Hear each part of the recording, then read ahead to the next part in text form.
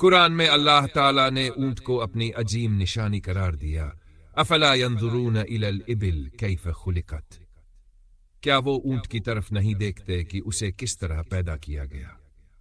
یا اللہ نے اونٹ کو بطور دلیل پیش کیا تاکہ انسان سوچے کہ یہ عجیب و غریب مخلوق کس حکمت سے بنائی گئی۔ اونٹوں پر نماز پڑھنے سے منع کیا گیا۔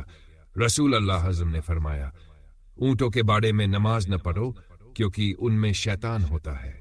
ابو داؤد۔ اونٹ کبھی کبھار اچانک پاگل ہو کر حملہ آور ہو جاتا ہے، یہ اس بات کی نشانی ہے کہ اس میں شیطانی اثر باقی ہے۔ حالانکہ اونٹ میں سختی اور غصہ ہے، لیکن اللہ نے اسے میں سب سے بڑی قربانی بنایا۔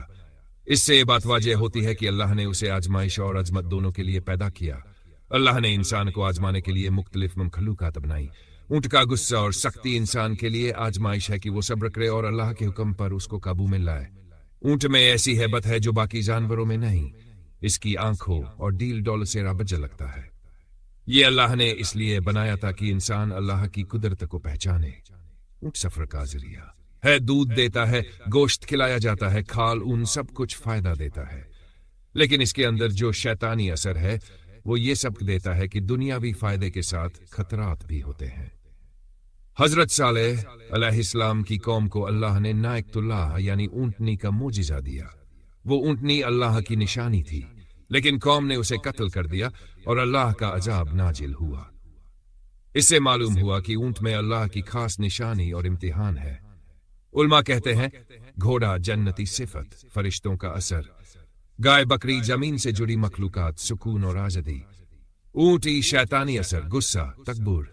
انسان جب اونٹ کو قابو میں لاتا ہے تو گویا وہ اپنے نفس اور شیطان کو قابو کرنے کی مشق کرتا ہے۔ اونٹ کے خون میں ایسا عنصر ہے جو گرمی اور پیاس برداشت کر سکتا ہے۔